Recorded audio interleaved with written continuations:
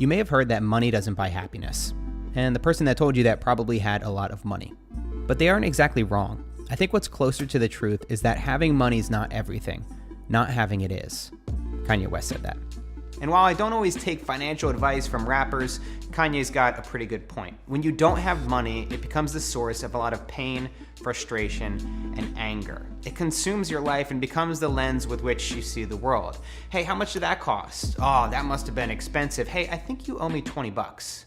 You can pay me later. That's Venmo? When we don't have it, every problem seems to revolve around money.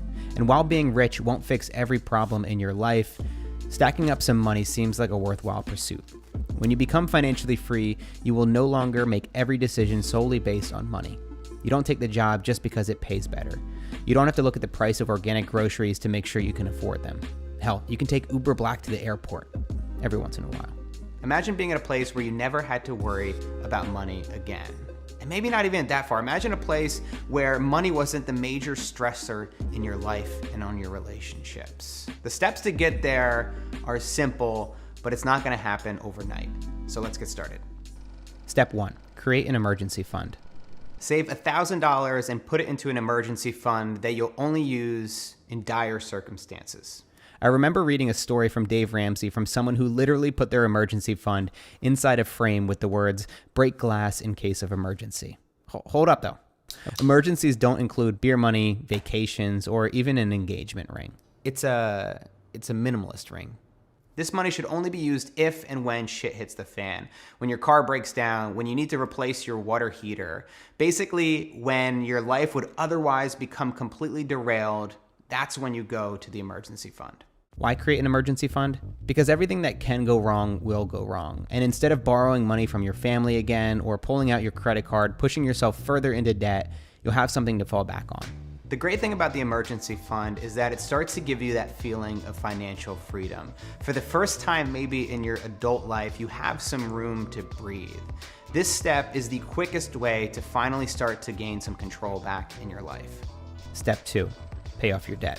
About 80% of American adults are in debt, and we've just accepted this as the status quo. Maybe we bought shit we didn't need to furnish an apartment that we couldn't afford, or purchased a new car when we could have bought used.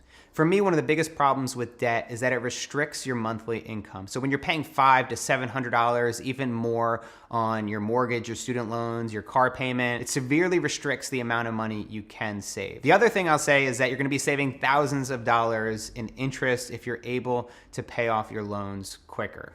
Forget about cutting back on your daily lattes. This is where you're gonna take the biggest step towards financial freedom. Let's say you have $100,000 in student loans at 5% interest for a 20-year term. If you only pay the minimum for the entire period of the loan, you'll end up giving the bank over $158,000. This kind of feels like an emergency. So what's the best way to pay off your debt early? There are a couple takes on how to do this. You could tackle the high interest loans first. Each loan is a different amount with a different interest rate. By the numbers, the smartest decision is to attack the highest interest rate first, then take them out one by one. Another option is called the debt snowball. It takes into account human behavior. By tackling the smallest loan first, we're able to knock it out quicker, which helps build momentum and motivates us to pay off other loans. So when I first got really serious about paying off my debt early, I brought everything and organized it into a spreadsheet like this, and I would log in a couple times a week. Sometimes I would log in every single day and just visualize what it would be like to pay off some of these loans. And I would just delete them one by one, like a madman, like somebody who's completely delusional. And I would keep an eye on my monthly payments because I knew that if I could get them low enough, then I'd be able to move out of my parents' house. So this is what drove me. I started to have hope again. I started to feel like there was a light at the end of the tunnel and I would actually eventually be able to pay all this off. Step 3, create a runway. What would it feel like to have 6 to 12 months worth of expenses in your bank account at all times? Imagine the kind of freedom and stability you'd have knowing that if you ever got injured, lost your job, or you couldn't find any more clients, that you'd be taken care of for the foreseeable future. This is why having runway is so important. Open up a spreadsheet and take account of all your monthly expenses. Rent, groceries, internet, insurance, Netflix, your phone bill, etc. So pulling all this information into my spreadsheet was an amazing way for me to start to see what's the absolute minimum that I needed to survive on. And as a freelance filmmaker with my income varying widely, This was a really powerful number to have. Okay, now for some tough math. Multiply that number by 6 months to get your first target runway goal. The next goal after that would be to get 12 months of runway. This number now becomes your baseline. It's like an extended emergency fund. Except I wouldn't put $22,000 in a frame above your bed. I think the bank might be a little bit safer. Step 4, start a retirement fund. Retirement funds are one of those things that you know you should do, but you haven't done yet, but eventually you'll get to it, but you probably never will. Retirement funds are those things that your friends talk about sometimes, and whenever they do, you just smile and nod, but really you're thinking, fuck you, Brian, you're a piece of shit. I don't care what your stocks are. And then you think to yourself, what's a 401k? I'm gonna look that up. Personal finance is often about making short-term sacrifices for long-term gain. By saving a little bit each year, you'll be able to set yourself up for a dignified retirement. First, compound interest is the shit, and here's why. So you have a lot of money, like you have $10,000, and then over the course of a year, that money is making money because you're investing it into stocks and stuff. And then that money, you have more money at the end of the year, so then the next year you're making money on top of that money, and then that money's making even more money, and then the next year you're making even more money. I'm just gonna do a quick illustration so it's not as confusing. Say you put $10,000 into a 401k, receiving a 10% annual return at the age of 20. If you never touch that money until you turn 70 years old, you'll have over $1.1 million in the bank. All that simply from putting away $10,000. Use a compound interest calculator online to see how much you could retire with based on your yearly savings. All right, so for me personally, I invest at Vanguard, vanguard.com. I invest primarily in low-cost mutual funds, about 90% stocks, 10% bonds. Now, I chose this fund because it's essentially a snapshot of the US economy. So since 1923, when the S&P started, it has produced a return of around 10 to 12%. And that's basically what this fund is giving me. Now, that's over the long run. We're not talking about a 5-year period.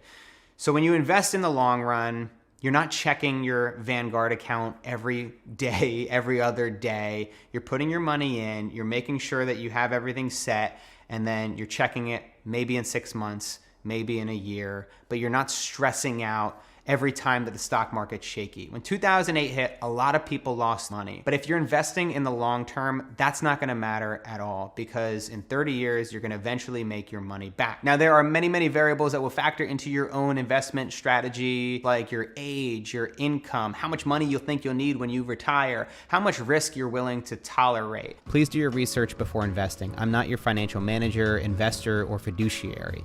Read up and make a decision based on your life circumstances. This is not a definitive blueprint. If you're a freelancer and you can't stomach that much risk, or you'd feel safer if you had $5,000 emergency fund from the very beginning, then do that. Or maybe you can actually handle the extra risk and you decide, I don't want to build 6 months of runway. I want to actually start investing in my future and my retirement right now. Then do that. I personally like the idea of paying off my debt first and then moving to my retirement fund. But for a lot of people, if you're not able to pay off your debt that quickly, you may want to actually start your retirement fund now, especially if you have a 401k match with your company, because then you're going to be able to take advantage of the compound interest. I wouldn't have been able to pay off my debt if it wasn't for reading books like Dave Ramsey's Total Money Makeover or Ramit Sethi's I Will Teach You to Be Rich. I recommend reading one personal finance book a year or listen to one of 100 podcasts on the topic. This will help you reset your priorities every year, as we can sometimes get distracted by shiny objects.